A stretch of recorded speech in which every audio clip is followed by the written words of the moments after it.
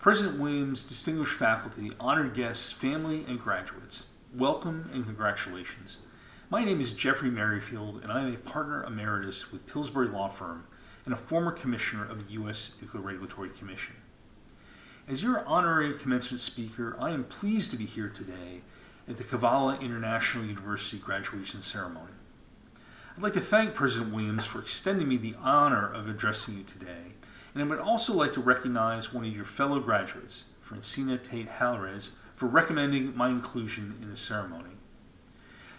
Clearly, today is a momentous occasion for the graduates, as it represents the culmination of years of hard work and sacrifice.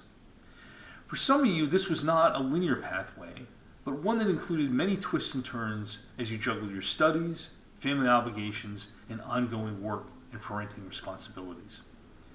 I fully appreciate these challenges, as early in my journey, I worked 25 to 30 hours a week while in full-time study during my undergraduate years.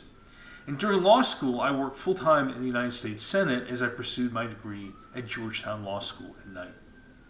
While it was hard, it was just as difficult for my wife Diana, who married me after my first semester and had to deal with a frequently absent husband during our first 3.5 years of marriage. Yet, while it was difficult, my education provided me a pathway to pursue the many opportunities that have come my way over the last 35 years since I graduated from Georgetown. And I continue to look back at that hard work, admittedly frustrating at times, but it's really paid off for me, my family, in both monetary and non-monetary rewards. In the 45 years since I first entered college, I've traveled to over 70 countries and have flown over 3 million miles, roughly 120 times around the world. I recognize that I have been blessed to be able to observe and experience many of the things that this great blue orb we call Earth has to offer. As someone who came from a remote part of a small town of 2,300 people in New Hampshire, I've come a long way from my northern backwoods origin. Today I'm going to share a few stories of my journey and several observations that I would like you to consider in the days, years, and decades following your graduation today. The first thought I would leave you with is about the importance of recognizing and taking advantage of life's possibilities that come your way. Beginning in 1992, I spent several years as an associate in a DC law firm, which I recognize was a bit of a grind to say the least. But soon after the 1994 election, during which the Republicans retook the majority of the U.S. Senate, I found myself drawn back to work for my former boss, Senator Bob Smith of New Hampshire, who had taken over the chairmanship of a subcommittee of the Senate Environment and Public Works Committee. Our subcommittee was responsible for overseeing our nation's hazardous, radioactive, and solid waste efforts, and in this role as subcommittee counsel, I was suddenly thrust into being one of the Senate's experts on these issues, a role for which my preparation was a bit thin, admittedly, and as a recent law school graduate, I had a lot to learn. Nonetheless, I threw myself into the job, and 2 years later, I helped draft a massive rewrite of this law and managed dozens of oversight hearings to highlight the need for the changes we proposed to what was colloquially known as the Superfund Law, a law which is intended to clean up the most hazardous of waste sites in the United States. Frequently, major revisions of legislation can take years or sometimes decades to make their way through the legislative process, and given the differences between the two parties on the proposed legislation at that time, we knew that success would not be overnight. Indeed, despite our best efforts, the 250-page bill we drafted never made it to the full Senate for consideration, despite it being one of the top priorities of both parties. 4 years into this process, I was invited to visit a Superfund site in Goodyear, Arizona, just outside of Phoenix. My host for the trip was Arizona Public Service, and they also invited me to tour the Palo Verde Nuclear Station, which at the time was the largest nuclear site in North America. Recognizing that I wasn't actively involved in overseeing nuclear matters, I nevertheless was excited to take them up on their offer of a tour of the plant. At lunch, after touring a very impressive facility, my host, the chief nuclear officer, raised the question of what was to be done with the 2 open slots, one Democratic and one Republican, on the 5-member commission that oversaw the plant. The lobbyists for Arizona Public Service outlined several individuals who might be considered for the openings, and even postulated that as a member of the Senate Environmental and Public Works Committee staff, I might be a potential candidate. Suddenly, a light bulb went off. While I had never thought of pursuing that opportunity, my head immediately was swimming with the potential it presented. Several hours later, over a couple of adult beverages, we strategized on how my nomination might be positioned for consideration by President Clinton. On Monday of the following week, I had secured the blessing and support of Senator Smith to pursue the opportunity. 6 months later, after considerable work on the part of a lot of friends and colleagues, my nomination passed the Senate and I was sworn in as an NRC Commissioner on October 23, 1998, the youngest person to achieve that distinction. Looking back, what I thought I would do entering college in 1981 turned out to be quite different than the way things panned out for me. 28 years since I was sworn in as a commissioner, I recognize I have developed and enjoyed a highly rewarding role as one of the leading policy experts on nuclear energy deployment and operations. Never in my wildest dreams did I think that visiting a hazardous waste site would have put me on that trajectory. To the point I made earlier, there may be opportunities you may never have thought of that reveal themselves to you as you pursue your future career, and you should be ready to identify and jump at them when they emerge.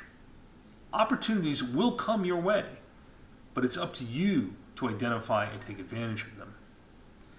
The second thought I would leave you with today is that you should take opportunities to volunteer in your community or work in government service. Since 1986, I've spent almost 20 years in government service, and since that ended, I have served on a variety of volunteer boards, including chairing several non- and not-for-profit institutions. Coming from New Hampshire, we are quite proud of our first-in-the-nation presidential primary. I was naturally inclined toward politics and public service, and following the footsteps of my parents and grandparents, I readily volunteered for a variety of different boards and organizations over the years. What I have found is that these opportunities have been some of the most rewarding experiences I have encountered, and they have allowed me to expand my circle of friends and enhance my skills in a manner different than a typical march up the corporate ladder. I've already spoken about my time in the U.S. Senate and the NRC, and I would reprise both of these positions were exceptional opportunities that provided me a diversity of experiences at a young age. Not long after I left the NRC in 2007, I moved my family to North Carolina, where I quickly became very involved in the Charlotte business community. Several years after I moved to the Queen City, I was asked to be part of a small group spearheading an effort to establish the Engineering, Production, and Infrastructure Center, otherwise known as EPIC, at the University of North Carolina, Charlotte. A key part of this effort involved a trip by a group of 5 Charlotte business leaders, myself included, who traveled to the state capitol in Raleigh, where we successfully convinced the legislature to appropriate $80 million to establish, build, and staff a major energy engineering program at the school. Since its founding in 2012, EPIC has served as a vital resource for energy research and education in the southeast United States and has graduated hundreds of energy professionals who are now shaping the future of energy production in that region. I was touched when one of the rooms in the EPIC building was named after me for my involvement in this effort. Recently, I was asked to serve as the chairman of the governance committee for a consortium that UNC Charlotte had established to pursue $160 million in funding from the National Science Foundation for an energy engine focused on grid transformation. Assisting the university to strategize and advocate for this project was a thrill. Even more thrilling was the announcement just last week that we were successfully selected as an awardee of this funding, the most that UNC Charlotte has ever received from the U.S. government.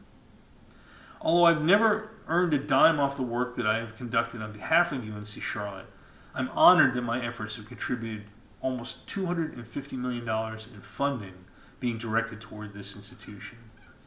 I know I made a difference for UNC Charlotte and for the Charlotte region, and that is far more satisfying than a mere bonus.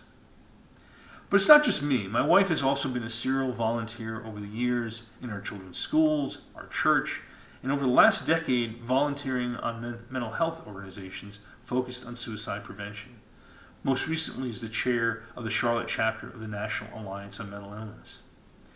Diane and I embrace volunteering as our commitment to make a meaningful contribution of our gifts and talents to our communities. More than money and more than fame, these opportunities to give back to your community through service as a volunteer or being in government service are, in my view, part of our public duty as Americans. I highly encourage you to consider incorporating these efforts in your future plans, as I think you will find them to be enriching, fulfilling, memorable, and rewarding. The third thought I would leave you with is that it is not all about work. Keep your life in balance and never wait until you retire to pursue things you want to do or see. During the last 15 years, I've been in a position to counsel many individuals in senior corporate and government positions. A key part of the advice I give them is that they shouldn't wait until they retire to enjoy life and do things on their bucket list.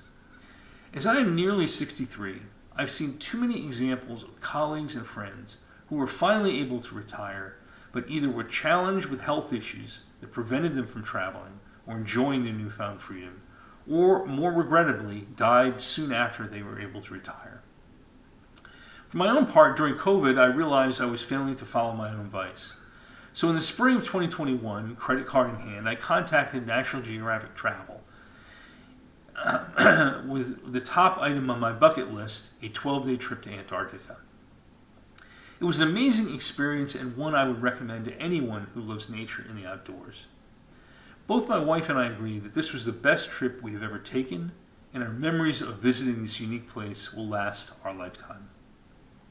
That said, I know not everyone is fortunate enough to have the time or resources to take a trip of that magnitude. However, great experiences aren't just about distance and cost. They are about learning new things, seeing new people, and experiencing a small slice, near or far, of this beautiful planet we share. There is an old adage that says you should stop and sniff the roses. Based on experience, I fully embrace this thought and recommend it to you. Some of the members of this graduating class are at the beginning or earlier stages of their careers, while others are further along. But what all of you share are opportunities in work, in life's travails, and periods where you can hopefully enjoy the fruits of your hard work in Cavalla. I urge you to embrace the journey. Keep your eyes wide open and seek to enable the opportunities that come to you both in work and the time that is your own. Use every chance to engage with those in your community through volunteering and engagement, but also balance it by taking the opportunity to travel and experience new things when you can. We are graced with a beautiful planet. Enjoy it and your time on it to the fullest. I wish you a wonderful graduation, a blessed life, and my warmest wishes for a rewarding and successful career. Thank you.